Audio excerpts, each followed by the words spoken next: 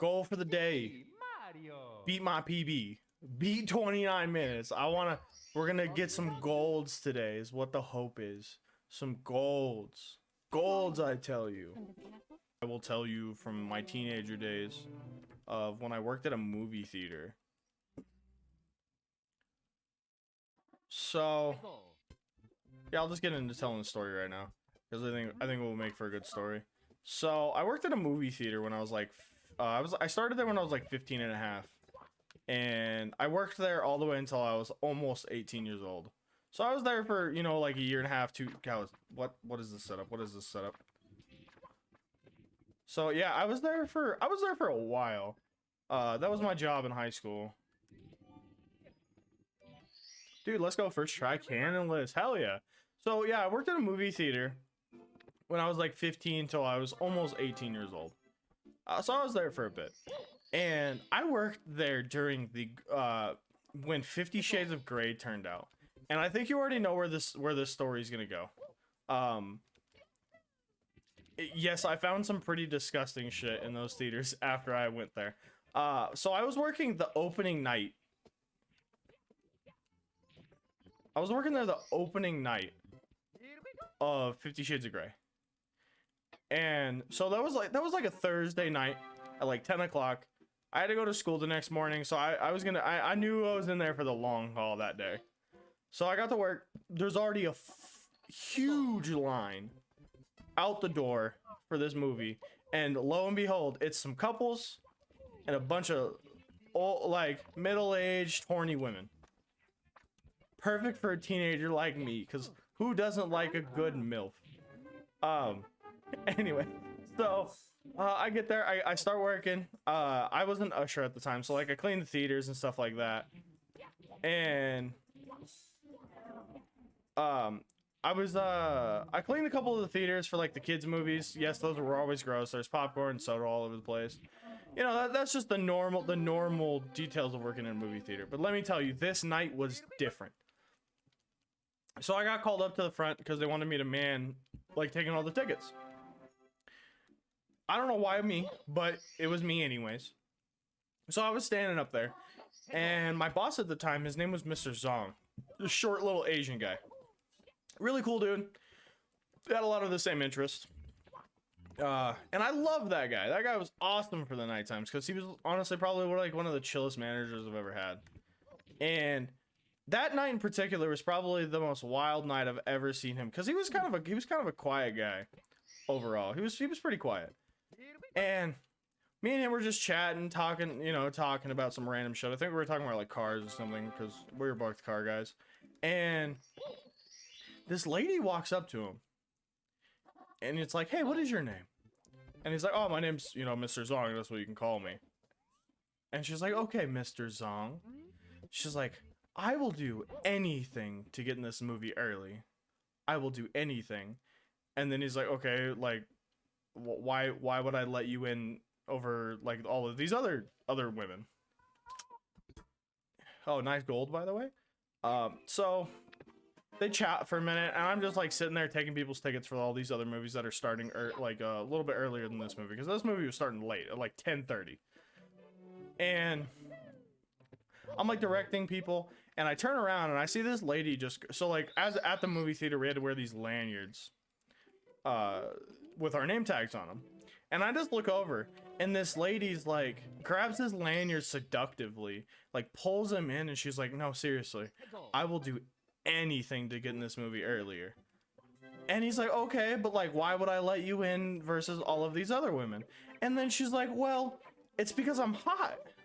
And he just looks back at the line of women, looks back at her, and is like, "Debatable," and walks off. And that was the day I gained a lot more respect for that man, because that woman was fucking flabbergasted as fuck. What am I doing? I am never gonna PB like this. But yeah, that woman was flabbergasted at what he said. Just, it was a true mic drop moment, because there was a bunch of other females that were there like with her, and they just started laughing and snickering at her, kind of made fun of her for a little bit. I thought it was hilarious, Probably wasn't great for that woman's self-esteem, but like, dude, what am I doing fucking up Penguin so much, man? Oh my god. That's fine, we're not resetting. I can still make up time later. I have fucked up Penguin more times than I can believe, though. Jesus. This is just so bad. I got distracted by thinking about that night. I have a little bit more to that story, by the way. So, like, I end up cleaning some of the theaters for that 50 Shades of Grey showing. And, dude, I found the craziest shit in that theater. Also, I didn't know if you knew this, but movie theaters sell pickles. Like, gigantic fucking pickles, right? Also, I want to know why the fuck movie theater... Like, I worked at a Cinemark, and I would love to know why the fuck we sold pickles. They were the least sold item on that menu that you can get at the concession stand, except for during 50 Shades of Grey, which, I mean, kind of funny. But, like, dude, okay, so, like, my coworkers in the concessions booths were like, hey, dude, like, you may want to be a little careful and wear some gloves tonight. I'm like, why? And they're like, oh, we sold so many pickles tonight to a lot of these horny women. You may want to just watch out a little bit. I'm like, oh, okay, whatever. Like, not a big deal. Jesus. And so I'm cleaning these theaters. And, dude, I find so many things with condoms on them. Like, I found, first of all, a shit ton of pickles. They were not lying. There were so many pickles with condoms in that theater. It was disgusting. Most of those seats were wet with pickle juice from the pickle. And I found a couple brushes. I found some toothbrushes. Dude, there was just, it was an enormous amount of things with condoms on them for absolutely no reason. Like, damn, was this an X-rated movie? Like, I've personally never seen it. And I think after working at the movie theater that night, I think I'm too traumatized to see it. But like, damn, was that like an X-rated movie or some shit? Cause Christ. Oh, dude, honest to God, didn't think I was gonna save that. This kind of a good run. Okay. Whew. This is very slow, but that's okay. But yeah, dude, I feel bad for people who work at movies when shit like that comes out, because like I was that person at one point, and I don't think I ever want to be that person again, to be real with you. That was a rough experience, and I stayed there for, I think that was like the first year I worked there. So I was there for a few more years, and that was by far the most disgusting theater I think I've ever cleaned in my entire life. I thought I was gonna get hit with that one as well. I'm gonna hit the wall on this one. Okay, I'm gonna reset. Feels bad, feels super bad, but that's fine. Dude, this is the fastest Bowser one. I'm not even gonna risk fucking that up. I'm gonna be real right now. Woo! Look at this Bowser, best Bowser one of my life. Okay, maybe not anymore. I threw it. Just don't. The only part of this run that really fucks me up is this, like, the last coin over here, I feel like, and this jump. Woo! Okay. I also might go for my old strat just so I don't fuck up another run. Oh my god! Mario, please side flip. Okay. I'm just gonna do this the old way I used to do it and just fall here and take the damage because I don't want to fuck it up. Pretty good, actually. 10:08. Dude, we got a gold by 2 minutes on that one. I'm glad I took that 29-minute run and didn't just reset, because it's making it feel a lot better about trying to get a good PB again. Returning to speedrunning in games is super weird. Look at this good castle movement. Look at that previous segment at my gold 133. That's pretty pog. But I will say, the other thing that really sucked about working in a movie theater was the amount of complaints I got about how expensive shit is. I swear, I worked in customer service for like quite a few years. I would say like 3 or 4 out of my working life that I've been working. And working in customer service has been absolutely like the worst possible experience that I could have. And like, I don't mean that because like the business is bad, but like, dude, people are so fucking rude all the time. I don't understand it, because like when I hear people from like the I don't want to say like the boomer generation, but like it's been a lot of more of like the older generation I've heard this from, is like they're like, oh, all you young people are some of the rudest people I've ever met. Dude, when I worked in customer service, it was straight. That's what I get, I guess. But they were straight up some of the rudest people I've ever had the displeasure of working with. Cause like, dude, I remember, so when I worked at the movie theater, we had our popcorn. Let me just say, our popcorn's like not cheap, like whatsoever. It wasn't. It was never gonna be cheap. But like, you gotta expect, like, that's how they pay their employees. I had so many people like bitching to me as a cashier. It's like, why are your guys' stuff so expensive? And it's like, dude, honestly, I think you're barking up the wrong fucking tree.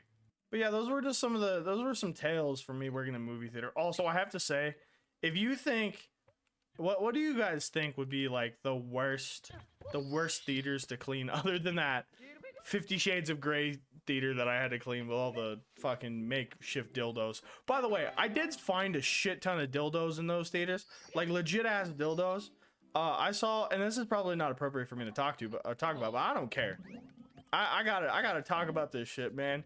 I saw some straight up dildos that were like over a foot long. What is you doing to your insides if you need a foot long dildo? Like, Jesus. Like, I know you're trying to get off, but like, you're in a movie theater, public setting. I want to know how many of those women were like masturbating right next to each other. Like, ridiculous amounts, I feel like. Oh, okay, I got him. It only took two trips, but we still got him in a good spot. I think we can exit Dire Docks before like 17 minutes. I think we're on a decent PB today, boys. I think I got it. Yep. First try MIPS, let's go. First fucking try MIPS, let's fucking go. All right, there we go. Dude, am I gonna exit Bowser 2 at sub 19 minutes? That's actually like not bad.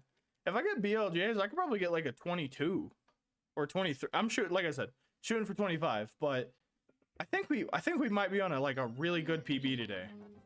All right, exit the stage. Dude, gold. Dude, this whole entire run's been golds, and it's love to see this. I feel like my last run was so bad when I actually got a PB for the channel, but we're playing really good now. Go through the wall. Oh, I'm okay. I generally didn't think I was gonna make it through the wall there. My BLJ game's not on point today, but we're about to enter Bowser 3 at like sub 21 if I can get this BLJ pretty fast. I got it. Okay, cool. Get in there, sub 21. Get into Bowser 1 or Bowser 3 sub 21. Let's go. All right, let's do this, boys. Bowser 3. Sub 20, dude, sub 24 is what I'm shooting for. If I can get 3 for 3 Bowser throws, I can easily get a sub 24 right now. All right, there's one, I think. There's one. He didn't fall though. So that's good. All right, one more, baby. If I can get this Bowser throw right now, I think I can get sub 24. Did I get it? Oh my god, I got it! Hell yeah, boys! Look at this PB! Look at this. Dude, let me get sub 24. Come on. No, okay, I missed the sub 24, but damn, I was close. Dude, 24:03? I PB'd by 5 minutes? Hell yeah!